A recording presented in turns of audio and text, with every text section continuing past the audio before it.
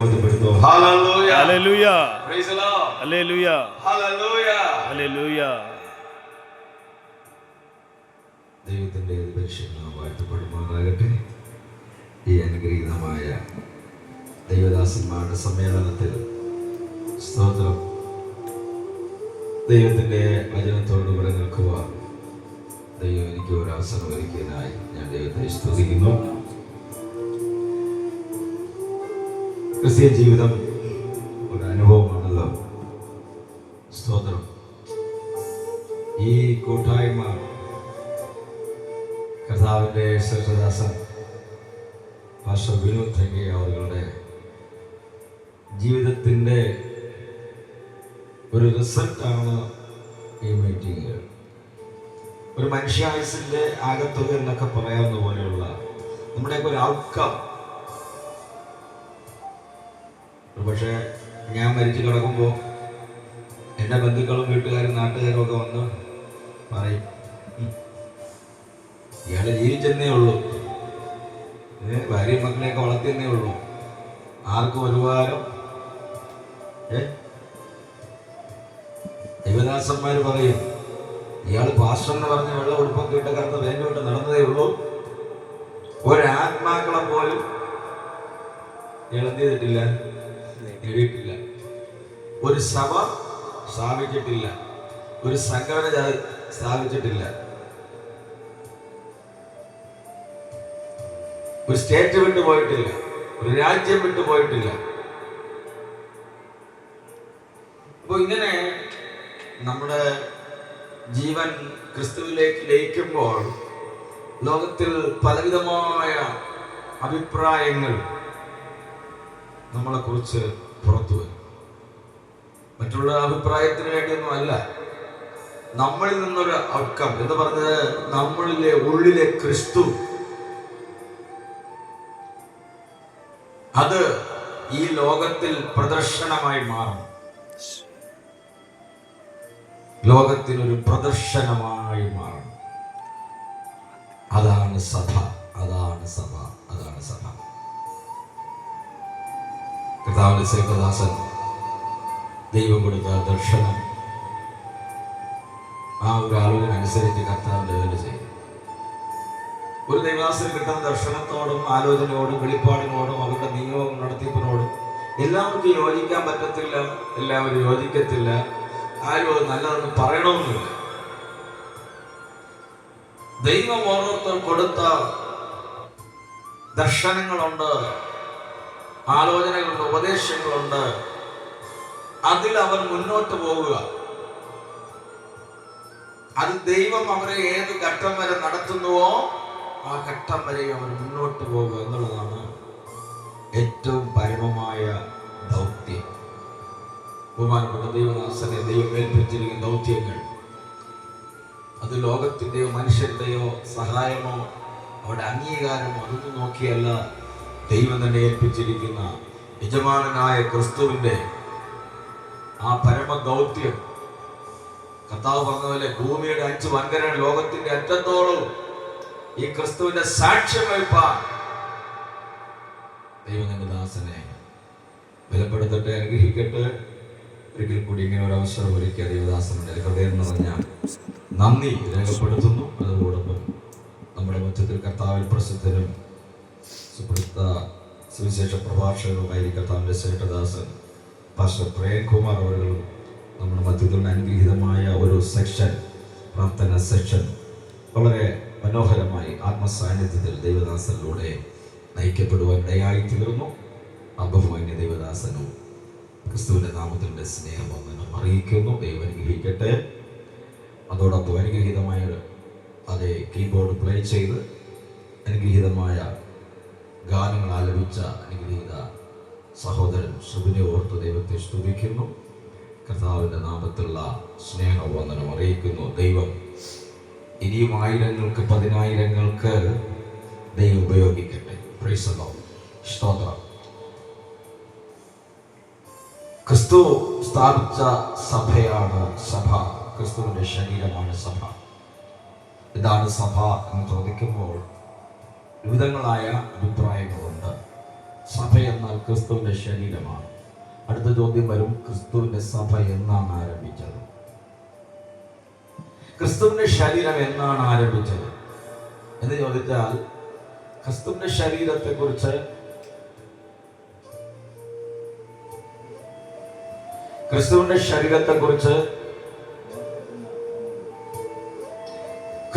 ശരീരത്തെക്കുറിച്ച് എബ്രായ ലേഖനത്തിൽ രേഖപ്പെടുത്തിയിട്ടുണ്ട്. അവൻ തനിക്കായി ഒരു ശരീരം ഒരുക്കിയിരുന്നു. അങ്ങനെ യേശുവിന്റെ ശരീരമാണ് സഭയെങ്കിൽ ഈ ശരീരം അല്ലെങ്കിൽ ഈ സഭ യേശുവിന്റെ ക്രൂശ് മരണത്തിന് ശേഷമുള്ള സഭയല്ല. ഒന്നാമത്തെ പഠിച്ചു വരുമ്പോൾ അത് 4-5 വാക്യങ്ങളൊക്കെ രേഖപ്പെടുന്നുണ്ട്. ലോകസ്ഥാപനത്തിന് മുമ്പേ അവൻ നമ്മെ ക്രിസ്തുവിൽ തിരഞ്ഞെടുത്തു. ഇപ്പൊ ലോകസ്ഥാപനത്തിന് മുമ്പ് ആരുണ്ട്? ക്രിസ്തുവുണ്ട്. നമ്മെ തിരഞ്ഞെടുക്കണമെങ്കിൽ അഥവാ സഭയാകുന്ന നമ്മളും അന്ന് ഉണ്ട്. എന്തുകൊണ്ട് വചനം പറയും, അക്ഷരം കൊല്ലുന്നു, ആത്മാവ് അക്ഷരത്തിൽ വായിക്കാനല്ല, അക്ഷരത്തിനകത്ത് വ്യാപരിക്കുന്ന ആത്മാവിൽ നമ്മളിത് വായിക്കപ്പെടണം. അതിന് ബുദ്ധി പോരാ, നമ്മുടെ ബുദ്ധിയെ കവിയുന്ന ദൈവത്തിന്റെ ആത്മാവ് തന്നെ നമുക്ക് വേണം. ആത്മാവിൽ രേഖപ്പെടുത്ത വചനം. ക്രിസ്തു ആത്മാവായിരുന്നല്ലോ. അതിൽ എങ്ങനെ ഉണ്ടായിരുന്നു? വചനം ദൈവത്തോട് കൂടെയായിരുന്നു. വചനം ജഡമായി തീർന്നു. ആത്മാവാകുന്ന വചനം ഈ ഭൂമിയിൽ ജഡമായി തീർന്നു. അപ്പോൾ ക്രിസ്തുവിന്റെ സഭ എന്ന് പറയുന്നത് ഇന്നലെ ഉണ്ടായതല്ല, 2000 വർഷം മുമ്പ് ഉണ്ടായതല്ല. ഒരുപക്ഷെ ഭൗതികമായി ഈ ലോകത്തിന് പ്രദർശിപ്പിക്കപ്പെടുന്ന തലത്തിൽ 2000 വർഷങ്ങൾക്ക് മുമ്പാണ് വെളിപ്പെട്ടതെങ്കിലും, അഥവാ യേശുക്രിസ്തു ഭൗതിക തലത്തിൽ മനുഷ്യ ശരീരമായി വെളിപ്പെട്ടത് 2000 വർഷങ്ങൾക്ക് മുമ്പിലെങ്കിലും, ഈ യേശുക്രിസ്തു ഉലകം ഉണ്ടാകുന്നതിന് മുമ്പേ, ലോകസ്ഥാപനത്തിന് മുമ്പേ, പ്രപഞ്ച സൃഷ്ടിക്ക് മുമ്പേ അവൻ അനാദിയായും ശാശ്വതവാനായ ദൈവമാകുന്നു. നമ്മുടെ കർത്താവ് ഇന്നലെയും ഇന്നും എന്നേക്കും അനന്യൻ തന്നെ. അപ്പോൾ ക്രിസ്തുവിന്റെ സഭ കാണത്തക്ക നിലവാരത്തിൽ ലോകത്തിന് ബോധ്യപ്പെട്ടത് 2000 വർഷങ്ങൾക്ക് പിന്നിൽ. ഇനി ആ സഭ വെളിപ്പെട്ടു വരുന്നത് ക്രിസ്തുവിന്റെ ക്രൂശീകരണത്തിലാണ്. ക്രിസ്തുവിന്റെ ക്രൂശീകരണത്തിലാണ്. സങ്കീർത്തനത്തിൽ നമ്മളിങ്ങനെ വായിക്കുന്നു, അവൻ തന്റെ പ്രാണനെ വെടിഞ്ഞ് അവൻ തന്റെ മക്കളെ കണ്ടു, അല്ലെങ്കിൽ മക്കളെ സ്വീകരിച്ചു എന്ന് സങ്കീർത്തനം നമ്മൾ വായിക്കുന്നു. അപ്പൊ ക്രിസ്തുവിന്റെ ആ ക്രൂശീകരണത്തിൽ നമുക്കറിയാം, യേശുവിന്റെ ക്രൂശീകരണം അവസാനം യേശു പ്രാണൻ വിടുന്നതിന് മുമ്പ് തന്റെ ശരീരത്തിലേക്ക്, ചുമലിലേക്ക് തല ചായ്ച്ചു വെച്ചു. എന്നിട്ട് കർത്താവ് പറഞ്ഞു, പിതാവേ, എന്റെ ആത്മാവിനെ തൃക്കരങ്ങളിൽ സമർപ്പിക്കുന്നു. സാധാരണ മനുഷ്യരൊക്കെ തലചായ്ക്കുന്നത് പ്രാണൻ പോകുമ്പോഴാണ് തലചായ്ക്കുന്നത്. സുകുമാർ അഴീക്കോട് എന്ന് പറയുന്ന അനുഗ്രഹീതനായ ഒരു കലാകാരൻ, അദ്ദേഹം സാഹിത്യകാരൻ, അദ്ദേഹം പ്രസംഗിച്ചിട്ട് നിൽക്കുമ്പോൾ എന്ത് ചെയ്തു? പ്രാണൻ പോയി അദ്ദേഹം പറഞ്ഞു വീഴും. അങ്ങനെ പലരെ കുറിച്ച് നമുക്കറിയാം. നമ്മുടെ കർത്താവ് അങ്ങനെയല്ല, ചുമലിൽ തല ചായ്ച്ചു. അതിന് ശേഷമാണ് പ്രാണനെ വിട്ടത്. എന്ന് പറഞ്ഞാൽ യേശുവിന്റെ ശരീരത്തിലേക്ക് നോക്കിയാൽ ശരീരസഭയാണ്, സഭ ക്രിസ്തുവാണ്. അപ്പൊ യേശു തല ചായ്ച്ചത് എവിടെയാണ്? തന്റെ ശരീരമാകുന്ന സഭയിലേക്ക്. അതാണ് ഈ സഭയും ക്രിസ്തുവും തമ്മിലുള്ള ബന്ധം. കാന്തനും കാന്തയും. ക്രിസ്തു ആരാണ്? കാന്തൻ, മണവാളൻ. സഭ ആരാണ്? മണവാട്ടി, കാന്ത മാറിപ്പോലെ. ഇപ്പൊ മണവാളനാകുന്ന ക്രിസ്തു എവിടെയാണ് റെസ്റ്റ് എടുക്കുന്നത്? സഭയാകുന്ന ശരീരത്തിൽ. സഭയാകുന്ന ശരീരത്തിൽ ആരുണ്ട്? ക്രിസ്തു ഉണ്ട്. അതുകൊണ്ടാണ് പൗലോസ് ചോദിക്കുന്നത്, ക്രിസ്തുവിന്റെ യേശുക്രിസ്തുവുള്ള എന്റെ സ്നേഹത്തിൽ നിന്ന് എന്നെ ആർക്ക് വേർപെടുത്താം? കട്ടതയോ ആപത്തോ വാളോ പട്ടിണിയോ. നമുക്കൊക്കെ എത്രയോ ഘട്ടങ്ങളില് ഈ ബൈബിളും താത്തു വെച്ചിട്ട് സുവിശേഷ വേലയെ വിട്ടിട്ട് കൂലിപ്പണിക്ക് പോകാനോ മറ്റു പണിക്ക് പോകാനോ അല്ലെങ്കിൽ ഗൾഫിൽ ജോലിക്ക് പോകാനോ IT കമ്പനി ജോലിക്ക് പോകാനോ ബാംഗ്ലൂർ പോകാനോ എഗ്രോ പാർക്കിൽ ജോലിക്ക് പോകാനോ അല്ലെങ്കിൽ മുറുക്കാൻകട തുടങ്ങാനോ തട്ടുകട തുടങ്ങാനോ ഒക്കെ നമുക്ക് ഒത്തിരി അവസരം നമ്മുടെ ജീവിതത്തിൽ വന്നതാണ്. പക്ഷെ അവിടെയൊക്കെ പട്ടിണി കിടന്നും ഉപവസിച്ചും പ്രാർത്ഥിച്ചും കരഞ്ഞും ബന്ധുക്കളുടെയും ചാറ്റക്കാരുടെയും ഭാര്യയുടെയും മക്കളുടെയും ഒക്കെ പല പാസ്റ്റർമാരുടെ ഒക്കെ വായിരിക്കുന്നത് കേട്ടു. നീ എന്തിനാ ഇങ്ങനെ അരഞ്ഞു തിരിഞ്ഞ് തണ്ടി നടക്കുന്നത്? ഞങ്ങൾ കിടങ്ങി നല്ല ജോലി ചെയ്ത് ജീവിച്ചു. നമ്മൾ ഫ്ലാറ്റ് കൊണ്ട് നടന്നപ്പോഴും നമ്മുടെ ചില സഹോദരങ്ങളൊക്കെ വന്ന് നമ്മളെ അടിക്കുക ഉപദ്രവിച്ചിട്ട് പറയും, നല്ല തടി ഉണ്ടടാ, നല്ല ജോലി ചെയ്ത് ജീവിച്ചൂടെ എന്നൊക്കെ പറയും. നമ്മളൊക്കെ അടിച്ചിട്ടൊക്കെ ട്രാക്ടൊക്കെ പിടിച്ച് വലിച്ച് കീറി കളഞ്ഞിട്ടൊക്കെ നമ്മൾ അടിച്ചിട്ട് ഇങ്ങനെ പറഞ്ഞിട്ടുണ്ട്. പക്ഷേ എന്തോ ഈ മിനിസ്റ്ററിയെ കളഞ്ഞിട്ട് പോയി, ശുശ്രൂഷ കളഞ്ഞിട്ട് പോയി ഒരുപാട് പേരുണ്ട്. പക്ഷേ എന്നെ സംബന്ധിച്ച് എന്തോ അങ്ങോട്ട് കളഞ്ഞിട്ട് പോകാൻ പറ്റുന്നില്ല. അത് ഒരു ഭൗതിക ബന്ധമോ ജഡിക ബന്ധമായത് കൊണ്ടല്ല, ഇത് ആത്മാവും നമ്മളൊരു ബന്ധമായതുകൊണ്ടാണ് വിട്ടുപോകാൻ കഴിയാം. വാഗൊണ്ട് പറഞ്ഞതോ എഴുതി വെച്ചതോ സീല് വെച്ചതായ ഉടമ്പടിയല്ല, ആത്മാവും തമ്മിലുള്ള ഒരു ഉടമ്പടി ഉള്ളത് കൊണ്ട്, ആ ബന്ധമുള്ളത് കൊണ്ടുമാണ് ഇന്നും നിലനിൽക്കുന്നത്, നിലനിർത്തിയിരിക്കുന്നത്. നല്ലവനായതുകൊണ്ടോ തെറ്റുകുറ്റമില്ലാത്തതുകൊണ്ടോ പാവമില്ലാത്തതുകൊണ്ടോ വീഴ്ചയില്ലാത്തതുകൊണ്ടോ സത്യസന്ധമായതുകൊണ്ടോ വിശുദ്ധമായതുകൊണ്ടൊന്നും അല്ല. നിർത്തിയതെല്ലാം ദൈവത്തിന്റെ മഹാകൃപയാണ്, ദൈവത്തിന്റെ മഹാകരുണയാണ്. അപ്പോൾ എങ്ങനെയാണ് ദൈവസഭയുടെ ചരിത്രം?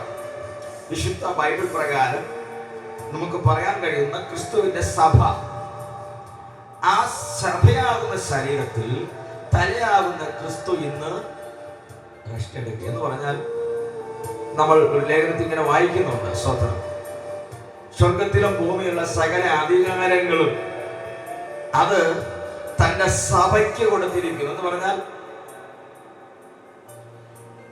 പറഞ്ഞാൽ ക്രൂശിൽ വെച്ച് യേശു ചെയ്ത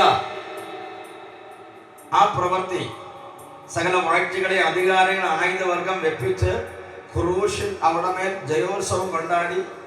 2:15 അവരെ പരസ്യമായ കാഴ്ചയാക്കി. ആ പൈശാചിക മണ്ഡലങ്ങളുടെ മേൽ കർത്താവ് നടത്തിയ ജയോത്സവം, ആ ജയം ഇന്ന് കൊടുത്തിരിക്കുന്ന ആർക്കാ? സഭയ്ക്ക് കൊടുത്തിരിക്കുക. സഭയ്ക്കെന്ന് പറഞ്ഞാൽ സഭ ആരാ? നമ്മുടെ ശരീരത്തെ കുറിച്ച് വചനം പറയുന്നത് എന്താ പറയുന്നത്? നമ്മുടെ ശരീരം ദൈവത്തിന്റെ മന്ദിരം. ഇതാണ് ആലയം അല്ലേ?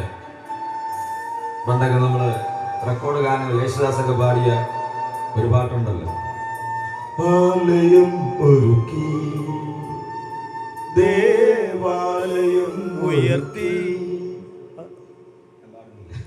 അപ്പോ ആലയം ഒരുക്കി എന്ന് പറഞ്ഞാൽ അൾത്താരം ഒരുക്കി. ഇതെല്ലാം എവിടെയാ?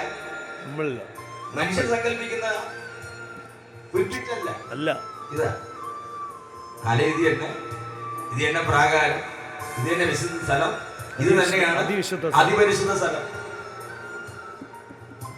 ഇത് എത്രത്തോളം പരിശുദ്ധമായിട്ട് നമുക്ക് കാക്കാൻ പറ്റുമോ അത്രത്തോളം ദൈവ സാന്നിധ്യം ചെയ്യും. അപ്പൊ നിങ്ങളുടെ ദൈവം അശുദ്ധി കണ്ട ഇറങ്ങി ഓടും. അയ്യോ, ഓടുന്ന ആളല്ലേ, നിങ്ങൾ തിരിച്ചിരിക്കും. അശുദ്ധി വന്ന ഒരുപാട് ആലയങ്ങളെയൊക്കെ ദൈവം എന്ത് ചെയ്തിട്ടുണ്ട്? ശുദ്ധീകരിച്ചിട്ടുണ്ട്. അത് ഭൗതിക ഭാഷയിൽ പറഞ്ഞാൽ യെരുശലേം ദേവാലയത്തിന് നേരെ ചാട്ടവാറെടുത്ത് യേശു കൈകാര്യം ചെയ്തിട്ടുമുണ്ട്. അപ്പൊ നമ്മുടെ ഈ ആലയം അല്ലെങ്കിൽ നമ്മുടെ ശരീരമാകുന്ന ദൈവത്തിന്റെ ആലയം അശുദ്ധമാക്കുമ്പോൾ ചിലപ്പോൾ ദൈവം നമുക്ക് ബാലശിക്ഷകളൊക്കെ എന്ത് ചെയ്യും? ചെറിയ ചാട്ടമാർ അടിയൊക്കെ സ്വന്തം അല്ലേ? പണ്ട് ഭക്തന്മാർ എഴുതിയൊരു പാട്ട് അങ്ങനെയുണ്ട് അല്ലേ? ബാലശിക്ഷ നൽകും എന്നപ്പനെങ്കിലും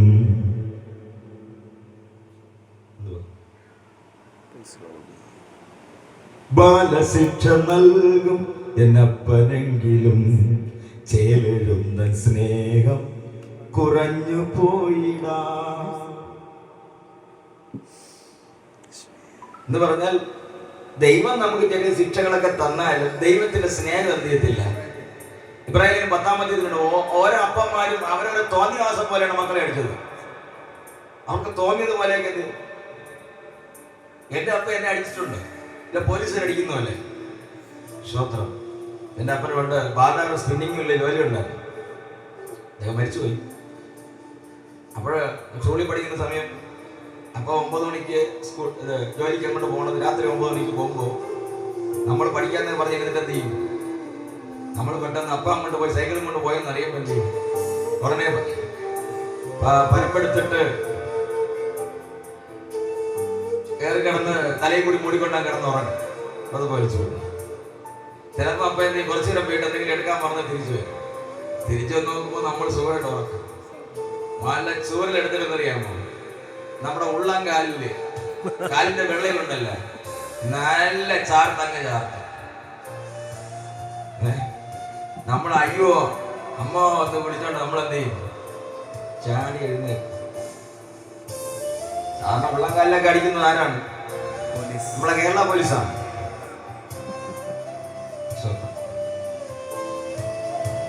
കേരള പോലീസ് പഠിക്കും, തമിഴ്നാട് പോലീസ് പഠിക്കും, കേന്ദ്ര ഗവൺമെന്റിന്റെ കൂടിയ ഉദ്യോഗസ്ഥരൊക്കെ അടിക്കും. അവരടിക്കുന്ന അവർ പിടിപ്പിക്കുന്ന കാര്യങ്ങളൊക്കെ പറഞ്ഞാൽ നമുക്ക് സഹിക്കാൻ പറ്റില്ല. പിന്നെ അവർ പറയുന്ന അങ്ങനെയൊക്കെ ചെയ്താലേ ഈ കള്ളന്മാർ സത്യം പറയുള്ളൂ എന്നാണ്. അപ്പോൾ അത് അവരുടെ വിഷയമാണ്. സത്യം അവർ മനുഷ്യരാണ്, അവർ ചെയ്താൽ അതിന്റെ ഫലം അവർ അനുഭവിക്കും. പോട്ടെ, നമ്മുടെ വിഷയത്തിലേക്ക് വരാം.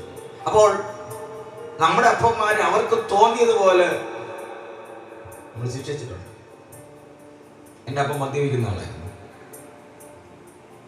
ഒരിക്കലും ഒരു മദ്യപാനിയായ ഞങ്ങളൊരു ബന്ധത്തിലൊരു അങ്ങള്, ഞാൻ സ്കൂളിൽ പഠിക്കുന്ന സമയത്ത് സ്കൂൾ വിട്ട് തലവടിക്ക് പോയി കടന്നു വരുമ്പോൾ ഈ നല്ല മദ്യപിക്കുന്ന മനുഷ്യന് എന്നെ വിളിച്ച്, മോനെ മരുമോനെ വാടാ ചായ കുടിക്കാണെന്ന് പറഞ്ഞ് എന്നെ വിളിച്ചു.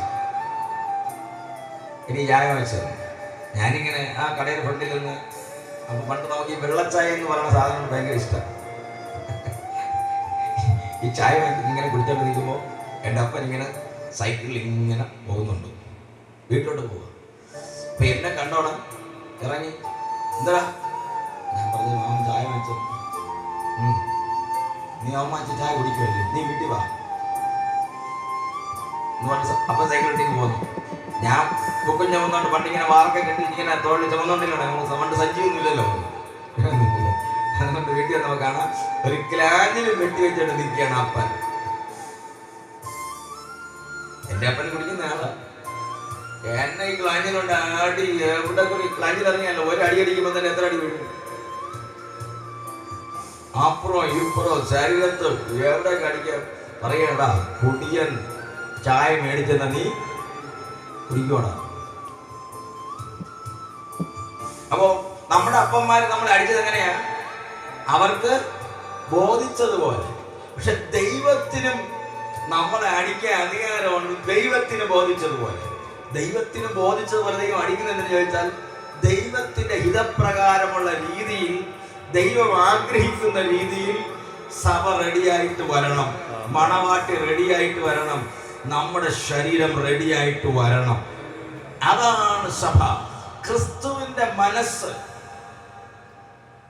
ക്രിസ്തുവിന്റെ മനസ്സ്. നമ്മളൊക്കെ ക്രിസ്തുവിന്റെ മനസ്സുള്ളവരാകണം. ക്രിസ്തു നമ്മളെ, അല്ലെങ്കിൽ ആ പിതാവ് നമ്മൾ ഉപദ്രവിക്കുന്നെങ്കിൽ അല്ലെങ്കിൽ നമ്മളെ എന്തോ പറയുന്നത് ബാലശിക്ഷ നൽകുന്ന ആ ക്രിസ്തുവിന്റെ മനസ്സിനൊത്തവണ്ണം നമ്മുടെ മനസ്സും രൂപാന്തരപ്പെട്ടു. നമ്മളാണ് സഭ. ഒരു ദേശത്ത് ഒരു സഭ സ്ഥാപിക്കണമെങ്കിൽ ആദ്യം ആര് വേണം? ഒരു പാസ്റ്റർ വേണം. അയാൾ യഥാർത്ഥ ഒരു സഭയായിട്ട് ആദ്യം മാറിയിരിക്കണം. ക്രിസ്തുവിന്റെ മനസ്സുള്ള ആളായിട്ട്, ക്രിസ്തുവേശുള്ള ഭാവമുള്ള ആളായിട്ട് ആ വ്യക്തി മാറിയിരിക്കണം. എന്നാലും അവിടെ സഭ ഈ പാസ്റ്ററിലൂടെ. നമ്മളിൽ പലർക്കും സഭയൊക്കെ സ്ഥാപിക്കാൻ കഴിയത്തില്ല. കാരണം നമ്മൾ ആ പൂർണ്ണമായ ക്രിസ്തുവിന്റെ മനസ്സുള്ളവരായി, ക്രിസ്തുവിന്റെ ഭാവമുള്ളവരായി ആ ഒരു തലത്തിലേക്ക് നമ്മൾ എത്തിയിട്ടില്ല, പൂർണ്ണമായും എത്തിയിട്ടില്ല. ക്രിസ്തുവിന്റെ സ്വഭാവം നോക്കണം. യേശു ക്രൂശിൽ ആണിയിൽ തൂക്കപ്പെട്ട് കിടക്കുമ്പോഴും ഒരു ഭാഗത്തുള്ളവൻ യേശുവിനെ നിന്ദിച്ചും കുറ്റം പറഞ്ഞു. യേശുവിനെ നിന്ദിച്ച് കുറ്റം പറയുന്നവന്റെ വാക്കിന് യേശു മറുപടി കൊടുത്തു. അതാണ് ക്രിസ്തുവിന്റെ ഒരു ഭാവം. നമ്മളൊക്കെ ബൈബിൾ കൊണ്ട് പോകുമ്പോ ഞങ്ങളുടെ നാട്ടിൽ എന്നെ കളിയാക്കുന്നവരുണ്ടായിരുന്നു. അവര് ഇങ്ങനെ നമ്മൾ ബൈബിൾ കൊണ്ട് ഇങ്ങനെ നടക്കുമ്പോ പറയും, യേശുവിലാണ് വിശ്വാസം, കീശയിലാണ് ആശ്വാസം. സ്കൂളിൽ പഠിച്ചതല്ല, നമ്മൾ ബൈബിൾ കൊണ്ട് നടക്കുന്ന നാട്ടുകാര്, നമ്മുടെ സ്നേഹിതരിങ്ങനെ നമ്മളെ കളിയാക്കും. പക്ഷെ നമ്മുടെ ക്രിസ്തുവിന്റെ ഭാവം നമുക്കുള്ളത് കൊണ്ട് നമ്മൾ എന്ത് ചെയ്യുന്നില്ല, തിരിച്ച് അങ്ങോട്ട് എന്ത് ചെയ്യാൻ പോകുന്നില്ല, മറുപടി പറയാനോ അവന്റെ കഴുത്തിന് അളവെടുക്കാനോ നമ്മൾ എന്ത് ചെയ്യുന്നില്ല, പോകുന്നില്ല. ചിലപ്പോഴൊക്കെ നമ്മളൊന്നും ചെയ്യേണ്ട, നമ്മൾ വെറുതെ ബൈബിൾ കൊണ്ട് വഴിയെ നടക്കും. ചിലരൊക്കെ നല്ല ചീത്ത വിളിക്കുന്നു, പച്ച ചീത്ത വിളിക്കും. പക്ഷെ നമ്മൾ ക്രിസ്തുവിന്റെ ഭാവം ഉള്ളത് കൊണ്ട് നമ്മൾ തിരിച്ചെന്ന് ഉണ്ടാവും. അതാ സഭ. ചിലർ നമ്മളൊന്ന് അടിച്ചിട്ട് പോകും. നമ്മൾ ബൈക്കിലേക്ക് പോകുമ്പോൾ നമ്മൾ പാസ്റ്ററാണെന്ന് പറയും. നമ്മൾ ബൈക്കിൽ വെറുതെ കൊണ്ട് ഇടിക്കാറുണ്ട്, പുറകിൽ കൊണ്ട് ഇടിക്കാറുണ്ട്. കഴിഞ്ഞ ദിവസം തന്നെ പല പ്രാവശ്യം കഴിഞ്ഞ ദിവസം തന്നെ പുറകിൽ കൊണ്ട് ഇടിക്കും. ഇടത്തുകൂടി ഓവർടേക്ക് ചെയ്തിട്ട് എന്റെ കാര്യം തട്ടിയിട്ടുണ്ട്. അപ്പോ ദൈവസഭയാകുന്ന നമുക്ക് നേരെ ലോകത്തിൽ നിന്ന് പലവിധമായ പ്രതികൂലങ്ങൾ എന്ത് ചെയ്യും, പ്രതിസന്ധികൾ വന്നുകൊണ്ടിരിക്കും. ഇത് പുറത്തുള്ളത്, ഇനി അകത്തുള്ളത്. വീട്ടിനകത്ത് നമ്മുടെ കുടുംബത്തിൽ നിന്ന്, ഭാര്യയിൽ നിന്ന്, ഭർത്താവിൽ നിന്ന്, മക്കളിൽ നിന്ന്, സഹോദരങ്ങളിൽ നിന്ന്, ബന്ധുക്കളിൽ, ചാർച്ചക്കാരിൽ നിന്ന്. ഞാൻ സുവിശേഷ പ്രവർത്തനം ഇറങ്ങുന്നത് എന്റെ ഏകദേശം 21 വയസ്സ് കഴിഞ്ഞ സമയത്താണ്. 21 വയസ്സ് കഴിഞ്ഞു.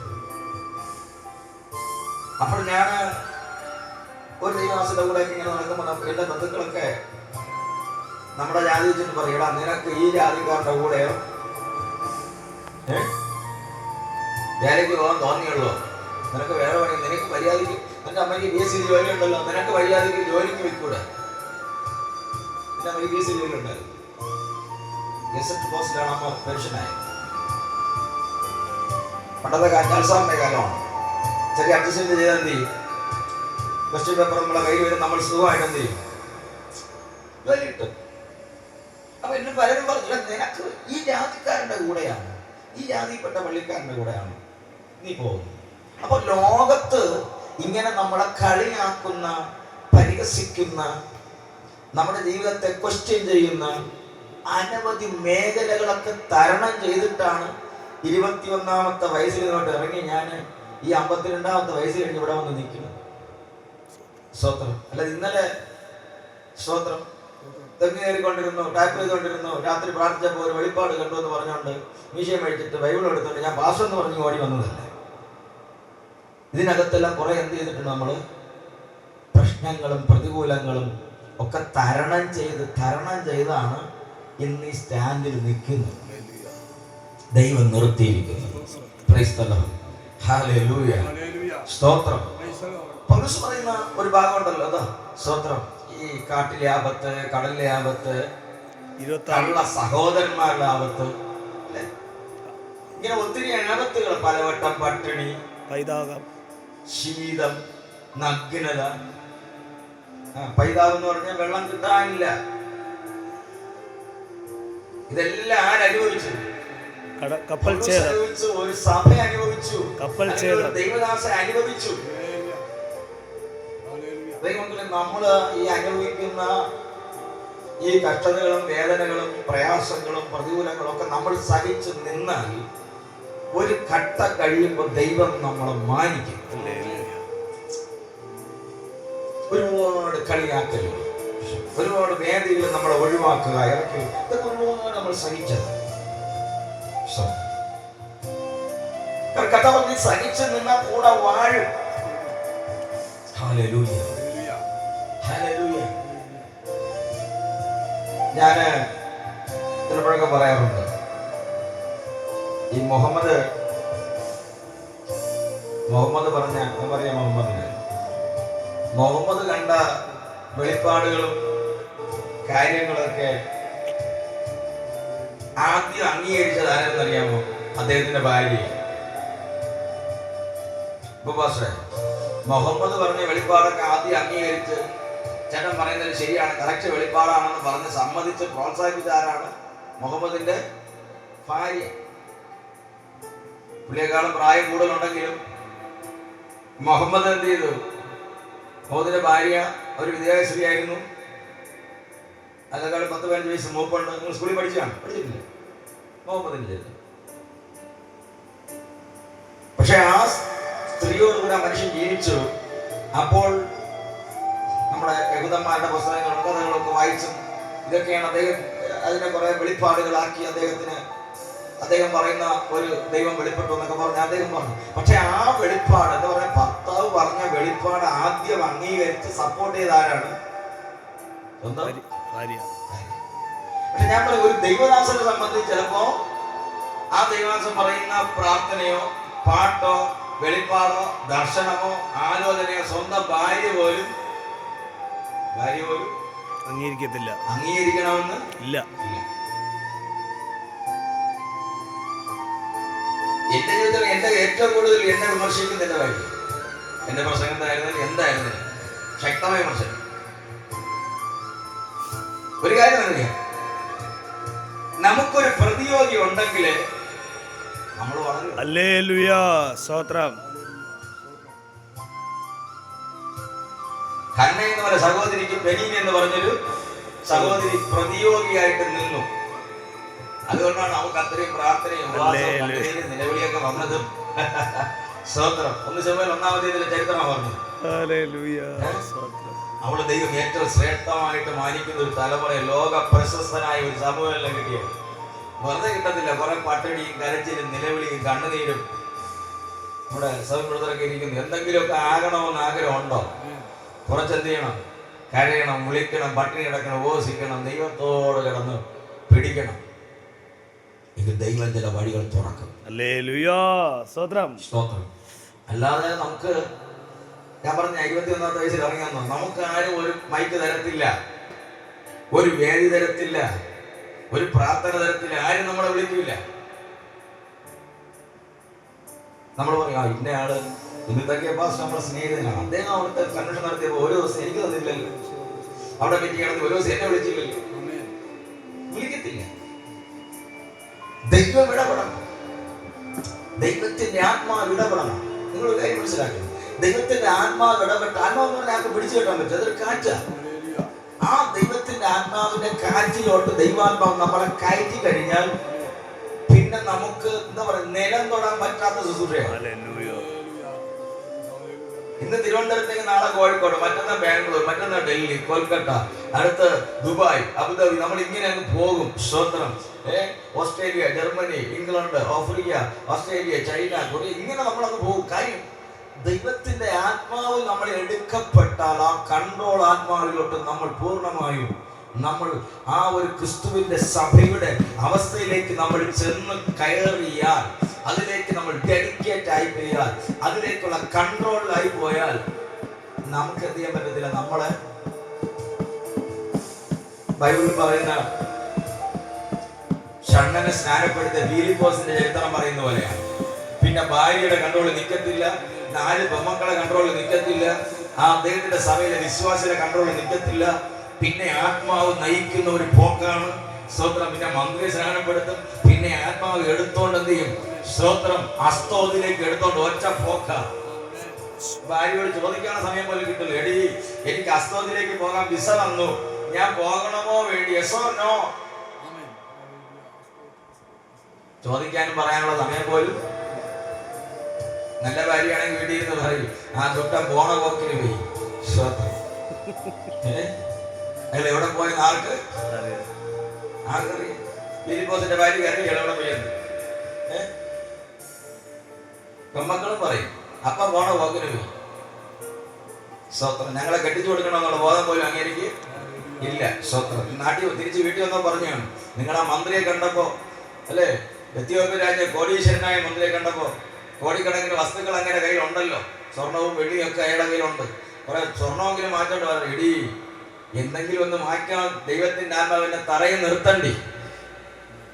അല്ല അങ്ങനെ അഡ്രസ്സും ഫോൺ നമ്പരും വാങ്ങിച്ച് എനിക്കൊരു വിസ അയച്ചതിനുള്ള കാര്യം പറയാനുള്ള സമയം എന്നെ നിർത്തണ്ടി. ഞാൻ സ്നാനപ്പെടുത്തിയിട്ട് ഇങ്ങോട്ട് കയറിയതേ ഉള്ളൂ, അതിനു മുമ്പേ ഫ്ലൈറ്റ് വന്ന് എന്നെ എടുത്തോണ്ടെങ്കിൽ പോയി, ആത്മാവ് എടുത്തോണ്ട് പോയി. ദൈവം വിളിച്ചവനെ ദൈവം നടത്തും. ഹല്ലേലൂയ. ഇന്ന് പകൽക്കാലം വിശ്വസിക്കുക, നീയാണ് സഭ. ദൈവം നിന്നെയാണ് നടത്തുന്നത്. നിന്റെ മേലാണ് ദൈവം വസിക്കുന്നത്. നിന്റെ മേലാണ് ദൈവത്തിന്റെ അഭിഷേകം ഇരിക്കുന്നത്. നിന്റെ മേലാണ് ദൈവശക്തി. നമ്മൾ ഭൗതിക മണ്ഡലത്തിൽ ഒരു സഭ, ആയിരക്കണക്കിന് ആത്മാക്കളുള്ള ഒരു സഭ നമ്മൾ സ്ഥാപിക്കണമെങ്കിൽ ആദ്യം നമ്മളൊരു സഭയായി മാറണം. എന്ന് പറഞ്ഞാൽ പാതാള ഗോപുരങ്ങളെ ജയിക്കുന്ന, ഈ ലോകത്തിന്റെ പൈശാചിക മനുഷ്യ തന്ത്രങ്ങളെ, സ്തോത്രം, ജഡമോഹ കൺമോഹ ജീവനത്തിന്റെ പ്രതാപങ്ങളെ ജയിക്കുന്ന ഒരാത്മമണ്ഡലത്തിന്റെ ഒരനുഭവത്തിലേക്ക് നമ്മൾ എത്തിച്ചേർന്നാലേ ദൈവം നമ്മളിലൂടെ ഈ ലോകത്തിൽ ഭൗതികമായ സഭകൾ സ്ഥാപിക്കപ്പെട്ട് സഭ വളർത്തുവാൻ ഇടയായി തീരുകയുള്ളൂ. ഈ ദിവസങ്ങളിൽ ദൈവത്തിന് വേണ്ടി, ദൈവരാജ്യത്തിന് വേണ്ടി പ്രയോജനപ്പെടുവാൻ ആഗ്രഹിക്കുന്നുണ്ടെങ്കിൽ ക്രിസ്തു പറഞ്ഞതുപോലെ തന്നെ താൻ ധരിച്ച് ക്രിസ്തുവിന്റെ ക്രൂശെടുത്ത്, അല്ലെ തന്റെ ക്രൂശെടുത്ത് കർത്താവിനെ അനുഗമിക്കുവാൻ ക്രിസ്തുവിന്റെ സഭ, ഹല്ലേലൂയ, നമുക്ക് ഏറ്റെടുക്കുവാൻ, ആ കർത്താവിന്റെ വേല ചെയ്യുവാനുള്ള സ്തോത്രം ഒരവസ്ഥ നമ്മുടെ ജീവിതത്തിൽ ഉരുവാകട്ടെ. ഹല്ലേലൂയ. സ്തോത്രം. ദൈവരാജ്യത്തിനു വേണ്ടി ഈ ദിവസങ്ങളിൽ പ്രയോജനപ്പെടുവാൻ തക്കവണ്ണം, ഹല്ലേലൂയ, തിരുവെടുത്ത് പറയുന്നത് പോലെ സ്തോത്രം, ദൈവത്തിന്റെ മനുഷ്യൻ സകല സൽപ്രവൃത്തിക്കും വക പ്രാപിച്ച് തികഞ്ഞവനാകേണ്ടതിന് ഉപദേശത്തിനും ശാസനത്തിനും തെറ്റ് തിരുത്തലിനും നീതിയിലെ അഭ്യസനത്തിനും പ്രയോജനമാകുന്നു. ആ നിലവാരത്തിൽ കർത്താവിന്റെ രാജ്യത്തിന് വേണ്ടി പ്രയോജനപ്പെടുവാൻ ദൈവം നമ്മളെ ഓരോരുത്തരെയും സഹായിക്കട്ടെ എന്ന് പറഞ്ഞുകൊണ്ട് വാക്കുകൾ ചുരുക്കുന്ന അവസരം ഒരുക്കുക. ബഹുമാനുള്ള ദൈവദാസനോടും ഈ മിനിസ്ട്രിയോടും നന്ദി പറയും. ദൈവം അനുഗ്രഹിക്കട്ടെ. അനുഗ്രഹിക്കപ്പെട്ട സന്ദേശം കേൾപ്പാൻ ദൈവം നമുക്കൊരു അവസരം നൽകി. വളരെ പ്രാർത്ഥനയോടുകൂടി നമുക്ക് ദൈവസന്നിധിയിലായിരിക്കും. നമ്മുടെ കണ്ണുകൾ ദൈവസന്നിധിയിൽ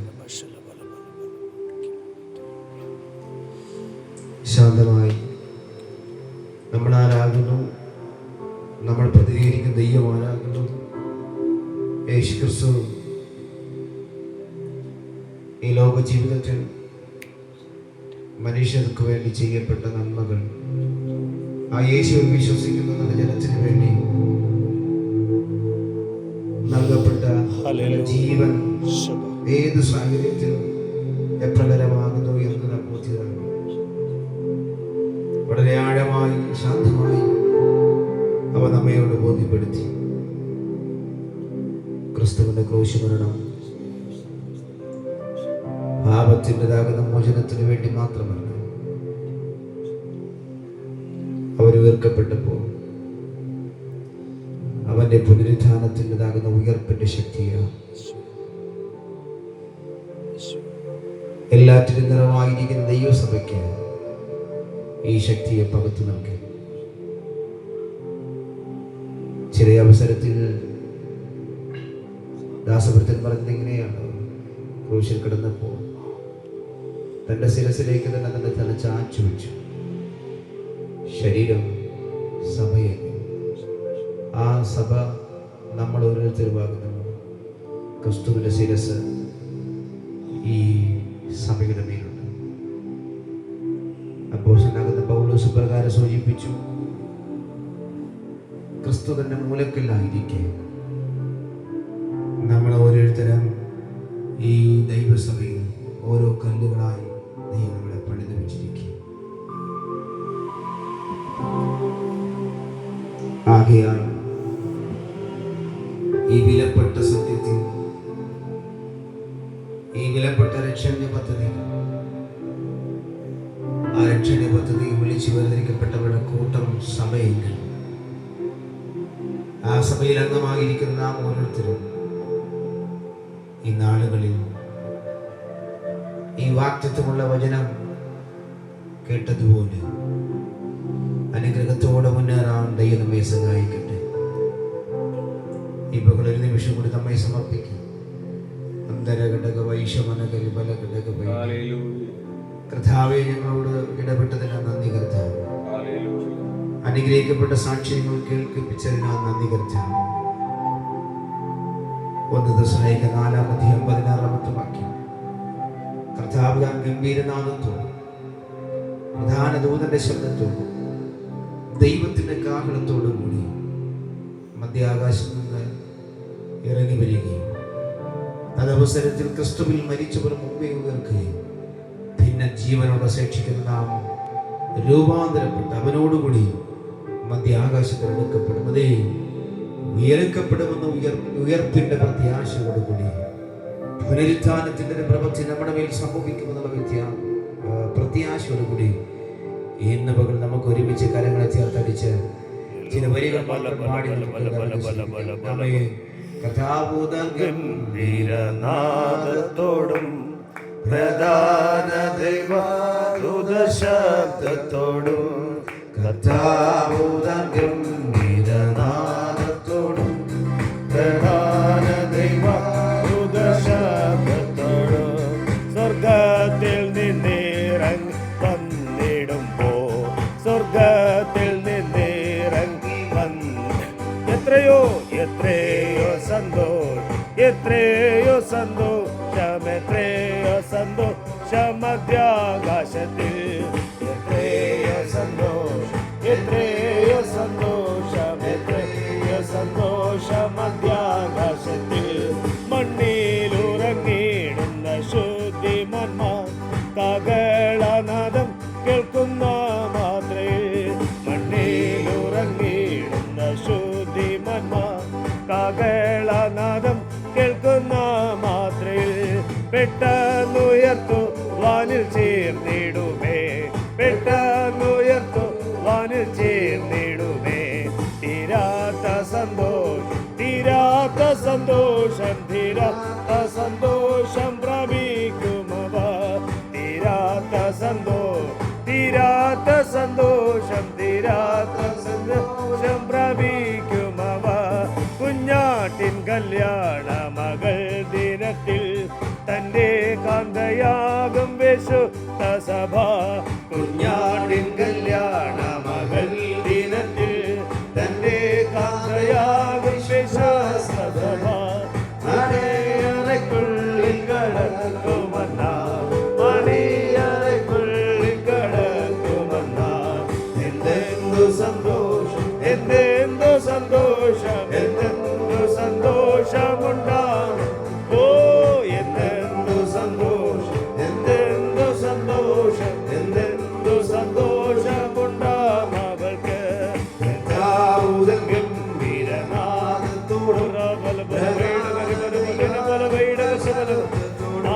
ഗംഭീരനാദത്തോടും ഗംഭീരനാദത്തോടും പ്രധാന ദൈവദൂതശബ്ദത്തോടും സ്വർഗത്തിൽ നിന്നിറങ്ങി വന്നിടുമ്പോൾ, സ്വർഗത്തിൽ നിന്നിറങ്ങി വന്നിടുമ്പോൾ.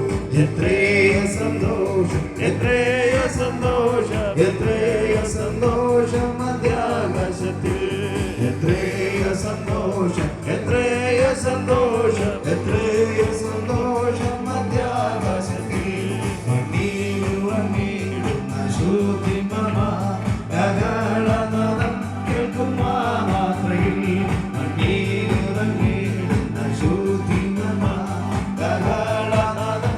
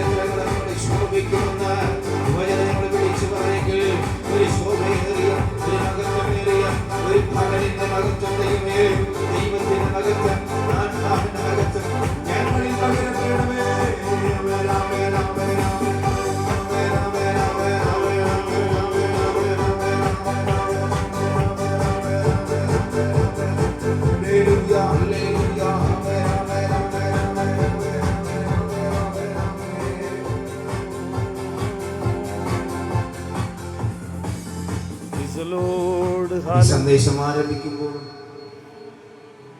അത് സംസാരിച്ച ദാസപുത്രൻ പറഞ്ഞ ചില വാക്കുകളിൽ വളരെ പ്രത്യാശയോടുകൂടി വിശ്വാസത്തോടുകൂടി ഈ പ്രവചനങ്ങളെ ഇവിടുത്തെ പാസ് തങ്ങി അവർക്ക് നിർവഹിക്കുന്നു. താൻ പറഞ്ഞപ്പോൾ ഇങ്ങനെ പറഞ്ഞു, നമ്മളൊരു ദിവസം മരിച്ചു കിടക്കുമ്പോൾ നമുക്ക് അനുശോചന വാക്കുകളൊക്കെ സംസാരിക്കുന്നു. നമ്മുടെ ഈ ശരീരം മൃതശരീരം കാണുമ്പോൾ ചിലർക്കൊക്കെ ചോദ്യം ചെയ്യാൻ, ചിലർക്ക് നമ്മുടെ ജീവിതത്തിലെ നാളുകളെ കുറിച്ച് വിസ്തരിക്കപ്പെടാൻ, ഈ ലോകത്തിന് മനുഷ്യന് ദൈവത്താൽ ചില നന്മകൾ എന്ത് ചെയ്തു എന്ന് ചോദിക്കപ്പെടുമ്പോൾ ചില സമ്പത്തുകൾ ചെയ്യപ്പെട്ടുവെന്ന് അനേക ദൈവദാസന്മാർ സാക്ഷി പറയാം. ഞാൻ മനസ്സിലാക്കുന്ന ഇന്നത്തെ പ്രാർത്ഥന പ്രതീക്ഷിച്ചവരില്ല, പക്ഷെ പ്രതീക്ഷിക്കാത്തവർ ദൈവത്തിന്റെ ആത്മാവിന്റെ തുടക്കം മുതൽ ആത്മാവിന്റെ ഭയങ്കര സാന്നിധ്യം നിനക്കത്തുണ്ട്. ഒരു സെക്കൻഡ് ആയിരിക്കാം, ചില നിമിഷങ്ങളായിരിക്കാം, ഏതൊക്കെ മേഖലയിൽ ഓരോരുത്തരുടെയും തൊടും. ഞാൻ ചിന്തിക്കുന്നു, ഇവിടുത്തെ ശബ്ദ സംവിധാനം, ആ കീബോർഡ് വായിച്ച സഹോദരൻ അദ്ദേഹം പാടിയപ്പോൾ, ഈ പ്രിയപ്പെട്ടവനാ ഞാനും ലീഡ് ചെയ്തപ്പോൾ, എഡ്വിൻ ഭാഷ സംസാരിച്ചപ്പോഴൊക്കെ എല്ലാവരും വ്യത്യസ്തമായിട്ടാണ് ഇന്ന് ഈ ശുശ്രൂഷിച്ചത്. കൃത്യമായി പരിശുദ്ധാത്മാവിന്റെ പ്രസൻസ്, ഹോളി സ്പിരിറ്റിൻ്റെതാകുന്ന പ്രസൻസ് നിശ്ചയമായി ഇതിനകത്ത് ഉണ്ടായിരുന്നു. എനിക്ക് തോന്നുന്നു എന്തോ ചില കാര്യങ്ങൾ ഈ മീറ്റിംഗ് നിമിത്തമായി ദൈവം ചെയ്യാൻ പോകുന്നു. അദൃശ്യമണ്ഡലത്തിൽ ദൈവത്തിന്റെ സാന്നിധ്യം നിനക്ക് ഇറങ്ങി വന്നിട്ടുണ്ട്.